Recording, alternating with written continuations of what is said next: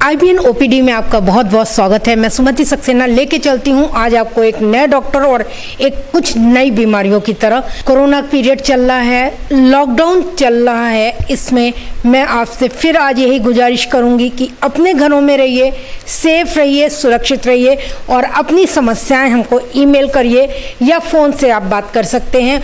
और मैं कोशिश करूँगी जब हम लोग आपके लिए हैं तो प्लीज़ अपने घरों में रहिए, सेफ रहिए। आज हम आपको मिलवाते हैं KGMU मेडिकल कॉलेज के डॉक्टर अभिषेक बहादुर सिंह, जो कि एसोसिएट प्रोफेसर हैं ENT डिपार्टमेंट में। तो आज हम आपकी समस्याएं जो ईयर, नोज और थ्रोट यानी नाक, कान, गले से संबंधित है, उनके लिए आपको लेके चलते हैं। बहुत बहुत स्वागत है डॉक्टर अभिषेक सिंह आप जी। धन्यवाद सुमति जी। आपके इस कार्यक्रम के माध्यम से हम सभी जितने भी हमारे पेशेंट्स आते हैं और समाज के जितने लोग हैं, हम ये सभी लोगों को ये अपनी तरफ से एक ही बात कहेंगे कि इस बीमारी से हमें अपने आप से बचना है, अपने आप को, दूसरों को भी बचाना है।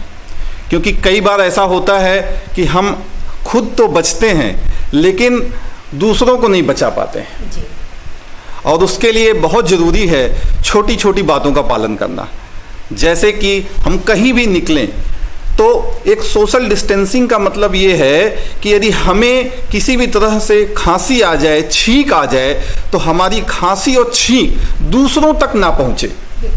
यदि हम बहुत पास में रहेंगे तो हमारे खांसी और छींक का जो फोर्स होता है वो दूसरों पे जाके गिरेगा।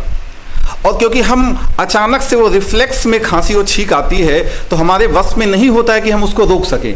लेकिन यदि हम एक डिस्टेंस मेंटेन किए रहेंगे तो इसकी बहुत कम पॉसिबिलिटी होगी कि वह दूसरों के पास नाक या आँख या मुंह के पास जाके गिरे।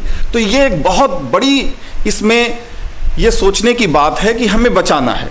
तो उसको बचाने के लिए, और दूसरी बात ये है, यदि हम प्रॉपर तरह से मास्क को पहने हुए हैं और मास्क को पूरी तरह से अपने नाक और मुंह को ढके हुए हैं, तो यदि हमारी छींक या खांसी आती है तो वो फोर्स, खांसी और छींक में जो ड्रॉपलेट्स निकलते हैं वो भी दूर तक नहीं जा पाएंगे। और दूसरी बात, इसीलिए ये सिर्फ हमें अपने लिए नहीं है। यदि हमारे सामने कोई भी है, कहीं भी है, अनअवेयर है हम एक दूसरे से, लेकिन यदि अगला सब लोग मास्क पहने हुए हैं, एक डिस्टेंस बना के रखे हैं, तो ये प्रोबेबिलिटी बहुत कम हो जाएगी कि हम कोरोना का ट्रांसमिशन एक से दूसरे को करें। तो ये कोरोना का ट्रांसमिशन की प्रोबेबिलिटी को, पॉसिबिलिटीज को मिनिमाइज करने के लिए सारे माध्यम हैं।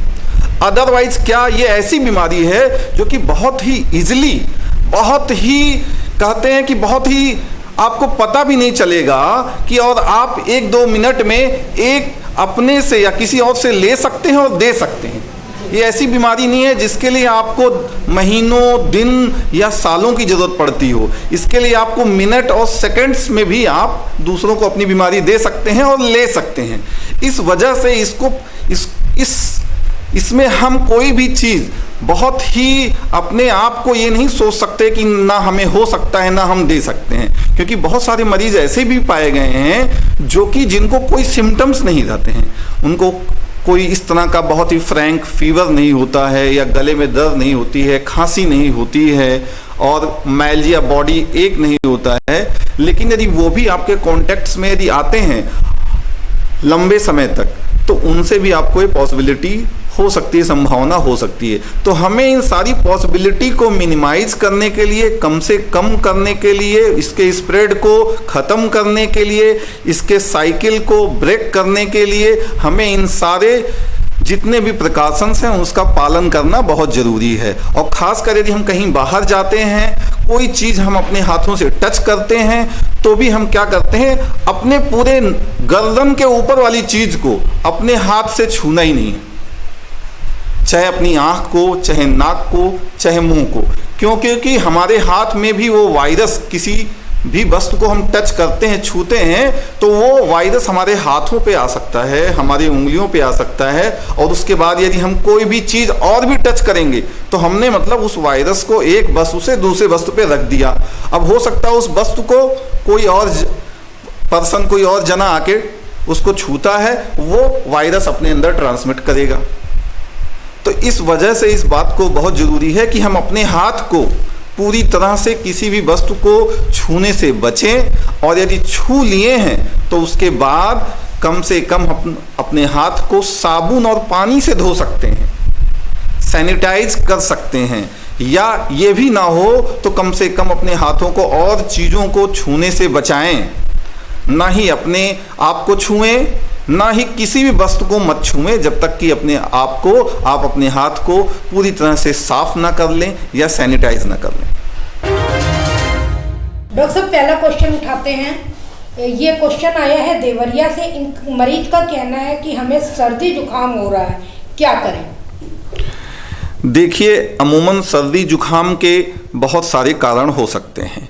Allergy, simple viral infection, simple flu infection, लेकिन चूंकि एक कोरोना भी एक फ्लू की बीमारी है, इसमें भी सर्दी खांसी जुकाम बहुत ही प्राकृतिक तरह से या कॉमनली होता है। इसलिए जितने भी सर्दी खांसी जुकाम के मरीज होते हैं उनके दिमाग में या मन में कहीं ना कहीं इस बात का डर आ जाता है कि कहीं ये कोरोना तो नहीं है। लेकिन क्या हमें इस कोरोना के पहले कभी सर्दी खांसी जुकाम नहीं होता था? तो इसका मतलब ये नहीं है कि आज का जो अभी हमें सर्दी खांसी जुकाम है वो कोरोना ही है। ऐसा नहीं हो सकता, ऐसा नहीं है, क्योंकि वह सिंपल सर्दी खांसी जुकाम हो सकता है। कई लोग एलर्जिक होते हैं, मौसम में जितने सारे पॉलन ग्रेन्स होते हैं, जितने घर के अंदर की चीज़ें होती हैं, डैंड्रफ होती हैं या फूड एलर्जी होती है, उससे भी ये सिम्टम्स आते हैं। लेकिन खास बात ये है कि यदि इस तरह की सिम्टम्स या इस तरह के आपको सर्दी खांसी जुकाम होती है तो आप पहले ये देखें कहीं आप किसी ऐसे व्यक्ति के संबंध में तो नहीं आए कि जो कि कोरोना पॉजिटिव है या जिनको कोरोना की बीमारी है। कहीं आप ऐसे जगह तो नहीं गए जहां पे कि आपको ये संक्रमण होने की संभावना आपके दिमाग में हो सकती है। तो यदि आपको, या कहीं आप बाहर से ट्रेवल करके तो नहीं आए हैं, या सिर्फ सर्दी खांसी जुकाम के साथ ऐसा तो नहीं है कि आपको पूरे शरीर में दर्द हो रहा है, फीवर हो रहा है, बॉडी एक हो रहा है, काफ़ी ज़्यादा मलेज, या आपको ऐसे लग रहा है पूरे शरीर में दर्द है, जोड़ों में दर्द है। तो ये बहुत सारे सिम्टम्स होते हैं, बहुत सारे ऐसे लक्षण होते हैं जो कि कोरोना तभी हम उसको सस्पेक्ट करते हैं। सिर्फ प्लेन सर्दी खांसी जुकाम है, आप किसी के संक्रमित व्यक्ति के संबंध में नहीं आए हैं, बाहर आपका ट्रेवल नहीं है, आपने सारे प्रिकॉशंस लिए हैं, तो आपको ये बहुत कम संभावना है कि ये कोरोना का हो। और दूसरी बात ये है, यदि आपको ये बीमारी या आपको लग रहा है इस तरह के लक्षण हैं, तो सबसे पहले वही सारे प्रिकॉशंस आपको लेने हैं जो कि ये कोरोना मरीज को लिया जाता है।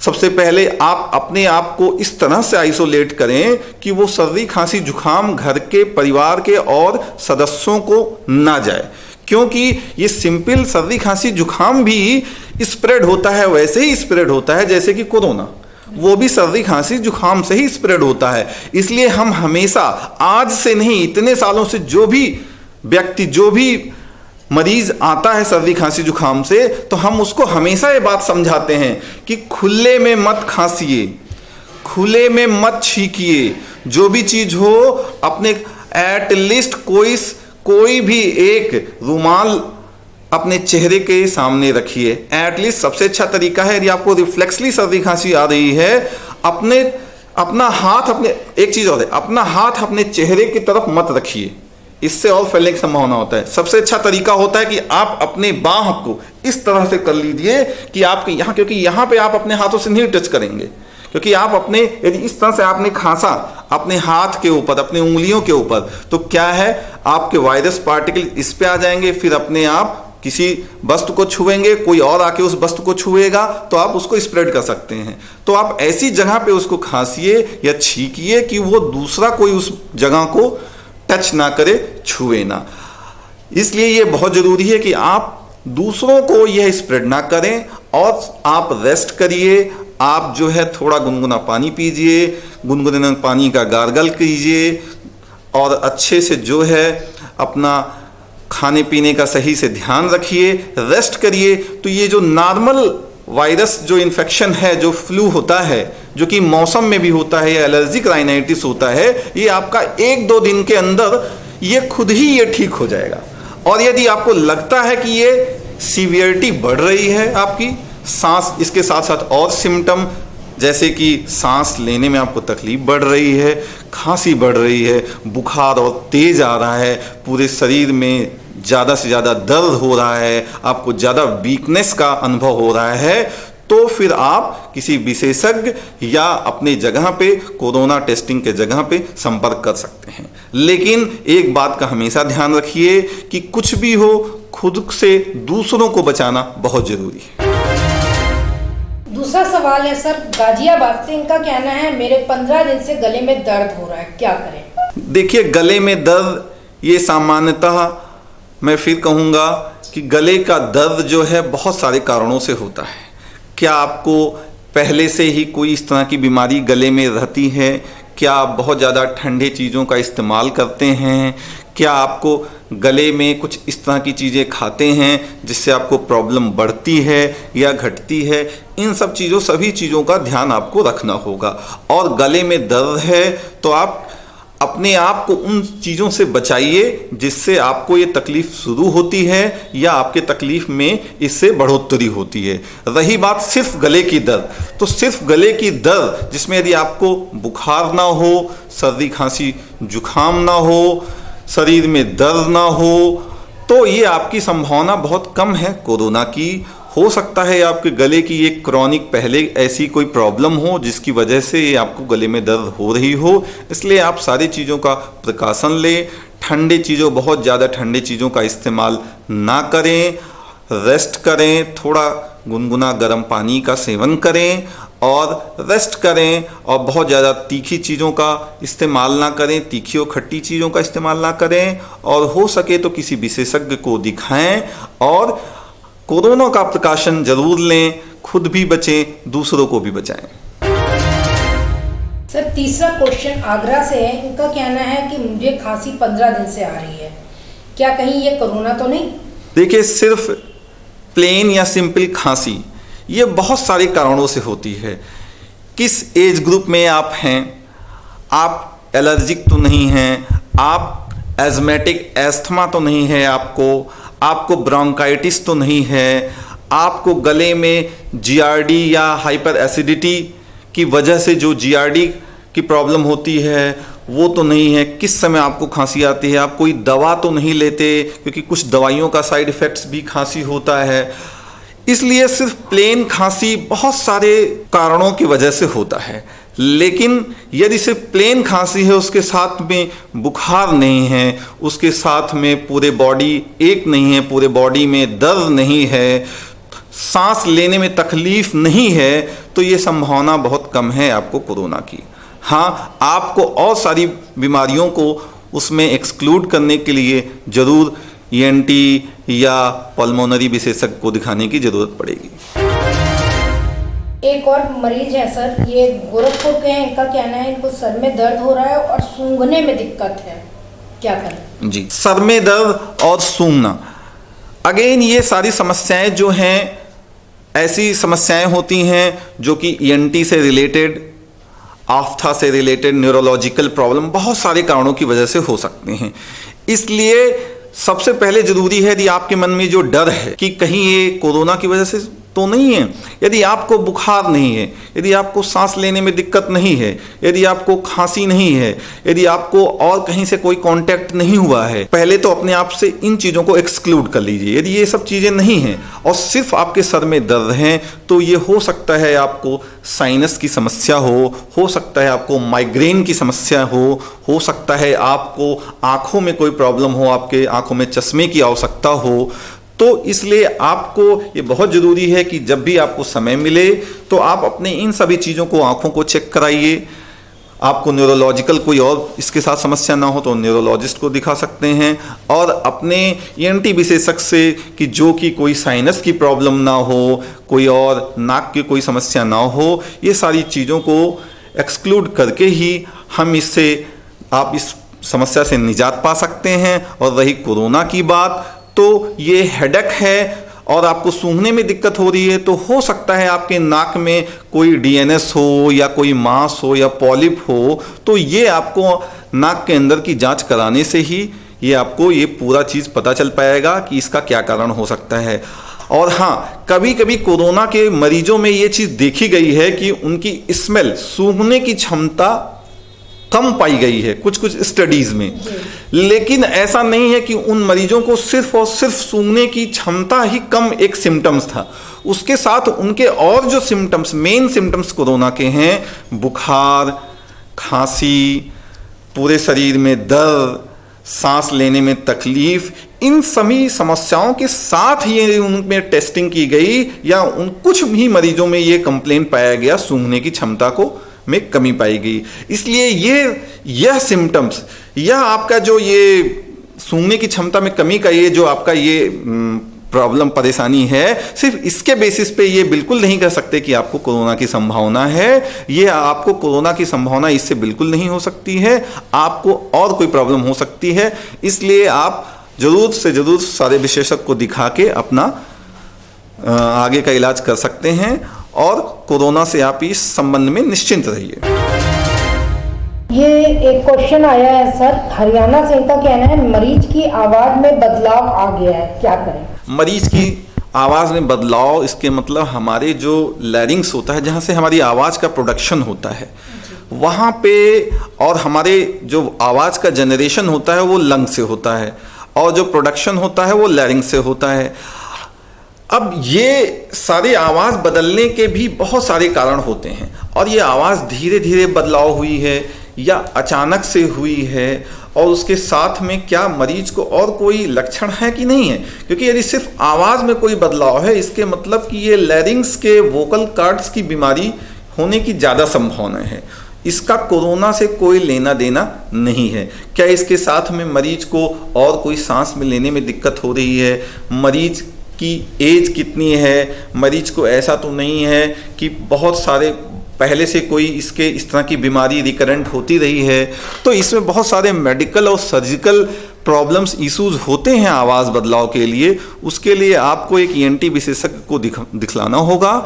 और यदि आपको बुखार नहीं है या कोरोना के और सिम्टम्स नहीं हैं, तो ये कोरोना का लक्षण नहीं है, आपको एक अलग बीमारी है जो कि आपके है, जिसको के लिए आपको दिखाना होगा। सर, एक पेशेंट है, ये शामली से हैं, इनका है, इनकी उम्र है 60 साल, ये कह रहे हैं इनको खाने पीने में दिक्कत हो रही है, क्या किया जाए? जी, खाने पीने में दिक्कत होने का यह तात्पर्य है कि हमें दर्द हो रहा है या घोटने में समस्या हो रही है या घोट नहीं पा रहे हैं। यदि दर्द हो रहा है या घोटने में समस्या हो रही है तो हमें अपने फूड पैसेज, खाने की नली में कहीं भी समस्या हो सकती है। अब खाने की नली की समस्या में कोई इन्फेक्शन है या कोई रुकावट है तो उसकी जांच से ही ये पता लगाया जा सकता है कि आपको ये समस्या क्यों हो रही है। और रही बात कि आपको इसके साथ और कोई समस्या है तो है कि नहीं है, कोई आपको बोलने में या सांस लेने में कोई तकलीफ तो नहीं है, आपके गले में या कहीं गर्दन में कोई और सूजन तो नहीं है, इन सब बातों का ध्यान में रखते हुए आपको ज़रूर एक विशेषज्ञ को दिखाने की आवश्यकता है और आप इस चीज़ को अपने विशेषज्ञ से दिखा सकते हैं। आपको यदि बुखार नहीं है, आपको सांस में लेने में दिक्कत नहीं है, आपको शरीर में दर्द नहीं है, तो आप निश्चिंत रहिए, ये कोरोना का सिम्टम नहीं है, ये एक अलग से आपको खाने की बीमारी है जिसको कि आपको अपने आप को दिखाना होगा और विशेषज्ञ का सलाह लेना होगा। 13 इनकी उम्र है 13 साल, इनका कहना है कि बच्चे को गर्मियों में नाक से ब्लड आता है, क्या करें? देखिए, हमारे नाक की म्यूकोजा जो होती है वहाँ पे ब्लड वेसल्स होते हैं, वो बहुत ही सुपरफिशियल सतह पे होते हैं। इसलिए नाक में यदि कोई भी ड्राइनेस हो जाए, यदि हम नाक में बार बार उसको साफ करने की कोशिश करते हैं और ज़रा सा स्क्रैच हो जाए तो ये नाक से खून आना बहुत ही आम एक बात है और ये खासकर बच्चों में होता है क्योंकि बच्चों की आदत होती है बार बार नाक में उंगली डाल के साफ करना। या आजकल मौसम होता है जब ऐसी ड्राइनेस का मौसम जब भी होता है तो क्या होता है, ड्राइनेस की वजह से वहाँ पे पपड़ी पड़ जाती है और उस पपड़ी को बार बार लोग अपने नाखून से या उंगली से साफ करने की कोशिश करते हैं। तो मुख्यतः यही कारण होता है और बच्चों में इस तरह के ड्राइनेस या नाक में साफ करने की वजह से बार बार जो ट्रॉमा होता है, तो वो रिपीटेडली ट्रॉमा होने की वजह से नाक में जो म्यूकोजा है उसमें हीलिंग नहीं हो पाती, क्योंकि एक बार ये वहां पे थोड़ा सा स्क्रैच या एब्रेजन हुआ तो उसको सही होने में 4-5 दिन लगता है, लेकिन उसके 2-3 दिन बाद फिर बच्चे ने उसमें ड्राइनेस हुआ, फिर उंगली से या नाखून से उसमें हमने अपने आप को स्क्रैच कर लिया नाक के अंदर, फिर वो 2-3-4 दिन में नाक से खून आने लगता है। तो ये कोई गंभीर बीमारी नहीं होती है। हाँ, यदि बहुत ज़्यादा मात्रा में, बहुत अमाउंट में यदि ब्लीडिंग आ रही है और वो परसिस्टेंट आ रहा है, डेली आ रहा है, और उसके साथ में यदि दोनों नाक में ब्लॉकेज हैं, दोनों नाक बंद है, या बच्चे को और कोई तकलीफ है, तो जरूर ये गंभीर बीमारी कोई हो सकती है और उसके लिए आप विशेषज्ञ का सलाह ले सकते हैं। पीलीभीत से इनका कहना है मुझे साइनस का ऑपरेशन करवाना था, लेकिन लॉकडाउन चल रहा है, क्या करें? जी, साइनस में भी बहुत सारे तरह की बीमारी होती है।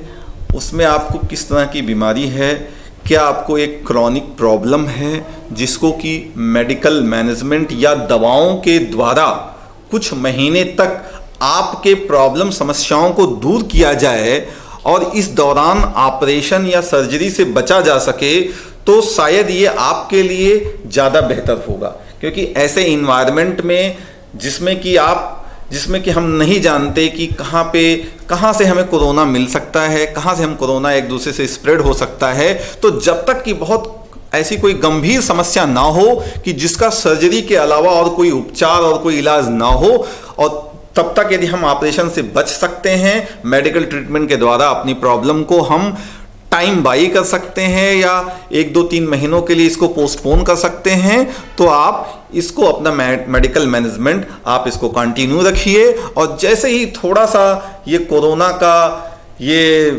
जो ओवरऑल जो संक्रमण है इसकी संभावनाएं कम से कम हो जाए, जिससे कि आपकी सेफ्टी ऑपरेशन में ज़्यादा से ज़्यादा रहे, तो उस समय कराइए रादर की इस समय।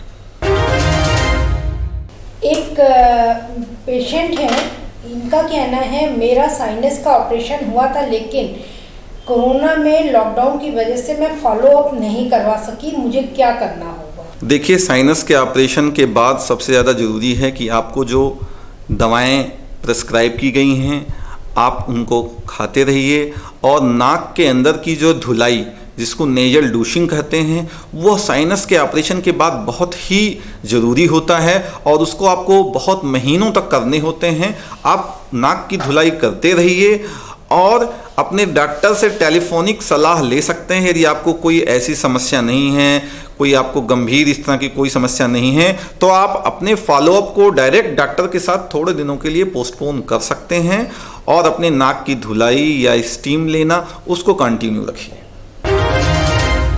ये कोरोना एक ऐसी बीमारी है जिसके लिए हमारी सोच, हमारा बिहेवियर, हमारा एटीट्यूड बहुत ज़्यादा मैटर करता है। हम अपने सोच से, अपने बिहेवियर से और एटीट्यूड से ही इस कोरोना बीमारी को पूरी तरह से हम इसमें सफलता प्राप्त कर सकते हैं। और हमारा सोच, बिहेवियर, एटीट्यूड क्या है, यही जो हम बहुत ही छोटी छोटी बातों की जो हम एक दूसरे से कह रहे हैं, जो कि सोशल मीडिया और आप लोगों के माध्यम से जो कि प्रसारित किया जा रहा है कि हमें किस तरह से इससे बचना है और दूसरों को बचाना है, यही की है इस बीमारी से बचने का, लड़ने का और इसमें सफलता पाने का। तो ये थे हमारे साथ डॉक्टर अभिषेक सिंह, जो खुद जिन्होंने कोरोना के पेशेंट्स के साथ रहे हैं, कोरोना के पेशेंट्स का इलाज किया है और खुद 15 दिन से 20 दिन तक क्वारंटाइन रहे हैं और आज हमारे साथ आपकी समस्याओं पे बात करने के लिए तैयार हुए हैं। तो प्लीज़ मैं आपसे फिर एक बार गुजारिश करूँगी कि हम लोग आपके लिए हैं, हम लोग आप के लिए बैठे हुए हैं। आप अपनी समस्याएं हमें बताएं और कृपया अपने घरों में रहें, सेफ रहें और सुरक्षित रहें। कल फिर किसी डॉक्टर के साथ हम आपकी मुलाकात कराएंगे और आपकी समस्याओं से आपको निजात दिलाने की कोशिश करेंगे।